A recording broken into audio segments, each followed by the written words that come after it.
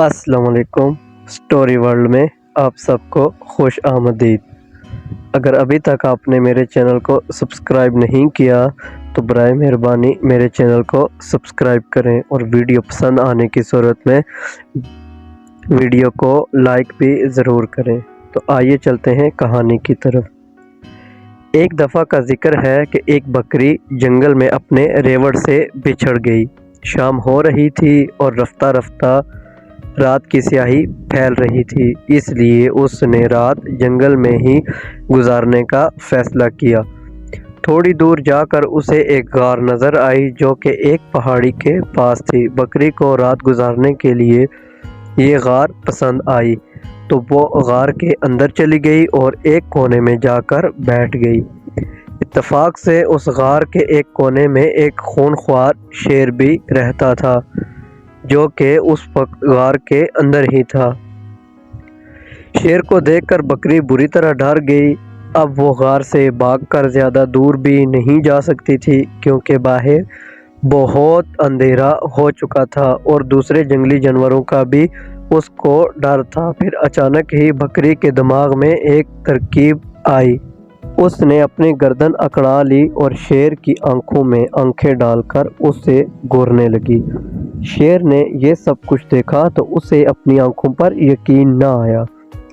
आज तक किसी जानवर को गार में आने की हिम्मत ना हुई थी और ये बकरी उसकी आंखों में आंखें डालकर उसे घूर रही थी। शेर ने गरज कर कहा, कौन हो तुम और मेरे गार में क्यों आई हो? बकरी भी अकड़ कर बोली, मैं बकरियों की मलका हूँ। मैंने कसम खाई है कि 100 चीते, 50 हाथी और 25 जिंदा शेर चबाऊंगी। अब तक 100 चीते, 50 हाथी तो चबा चुकी हूँ और अब सिर्फ 10 शेरों की तलाश है। ये सुनकर शेर गार से बाहर भाग गया। उसे भागते भागते जंगल में एक गीदड़ मिला। गीदड़ ने शेर को यूं भागते हुए देखा तो पूछा, ऐ जंगल के बादशाह, आप इतनी तेजी से किधर भागे जा रहे हैं? क्या मसला है? शेर ने सारी बात गीदड़ को बताई। गीदड़ शेर की बात सुनकर बहुत हंसा और बोला, अरे बादशाह सलामत, उस बकरी ने ज़रूर आपसे मजाक किया होगा। भला एक बकरी ऐसा कैसे कर सकती है?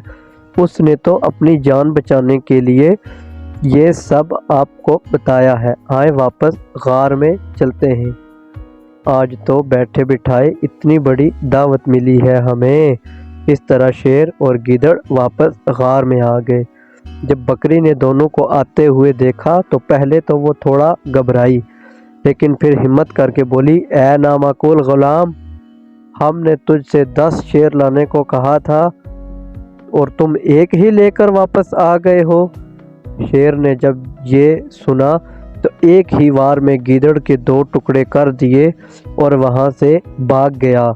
इस तरह बकरी ने अपनी अक्लमंदी से अपनी जान बचाई।